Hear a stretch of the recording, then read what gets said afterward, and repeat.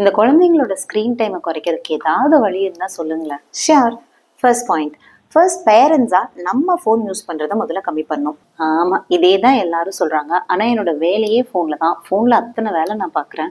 அதை வச்சுட்டு எப்படி வீட்டில் ஒர்க் பண்ண முடியும்? பட் மேக்ஸிமம் பேரண்ட்ஸ்க்கு அப்படி கிடையாதுல்ல. மோஸ்ட்லி சோஷியல் மீடியாவில் ஸ்க்ரால் பண்றதுக்கு தானே டைம் வேஸ்ட் பண்ணி ஃபோன் பார்த்துட்டு இருக்கோம். அதை குறைக்கலாமே. வேற ஏதாவது ஃபன் ஆக்டிவிட்டீஸ்ல அவங்கள என்கேஜ் பண்ணா, ஏதோ ஒரு சின்ன கேம்ஸ் விளையாடுறது, புக்ஸ் படிக்கிறது, டான்ஸ் ஆடுறது, ஈவன் குக்கிங், வாஷிங் அந்த மாதிரி கூட அவங்களை இன்வால்வ் பண்ணலாமே. அதெல்லாம் பண்ண விட மாட்டேங்கிறாங்க தான் நாங்கள் உங்களுக்கு ஸ்க்ரீனே கொடுக்குறோம். இங்கே வேற. நெக்ஸ்ட்டு ஒரு ஆப்ஷன் கொடுக்கலாமே. ஹோம்ஒர்க் முடிச்சிட்டிங்கன்னா கொஞ்ச நேரம் டிவி பார்க்கலாம், இல்லை இது எல்லாத்தையும் எடுத்து வச்சிட்டிங்கன்னா டிவி பார்க்கலாம், ஃபோன் பார்க்கலாம். அப்படி எங்கள் குழந்தைங்க கிட்ட இதெல்லாம் வேலைக்கே ஆகாது. நெக்ஸ்ட்டு ஒரு ரொட்டீன் ஒன்று செட் பண்ணலாம். காலையில் கண்டிப்பாக ஸ்க்ரீன் கிடையாது, வீட்லேயே டிவி ஆன் பண்ண மாட்டோம், ஸ்கூல் முடிச்சுட்டு வந்ததுக்கு அப்புறமும் பண்ண மாட்டோம், நைட்டு தூங்குறதுக்கு முன்னாடியும் பண்ண மாட்டோம். அதுக்கிடையில ஏதாவது ஒரு ½ அன் ஹவர் அந்த மாதிரி ரொட்டீன் ஃபிக்ஸ் பண்ணி கொடுக்கலாம். இதெல்லாம் 2 நாள் பிளான் பண்ணி பண்ணுவோம். பட் 3வது நாள் பழையபடி ஆயிடும். ஒர்க் அவுட்டே ஆகாது. நெக்ஸ்ட் ஒரு ஃபைனல் மெத்தட் சொல்றேன். அது ரொம்ப எஃபெக்டிவாகவும் இருக்கும், மணி சேவிங்காகவும் இருக்கும்.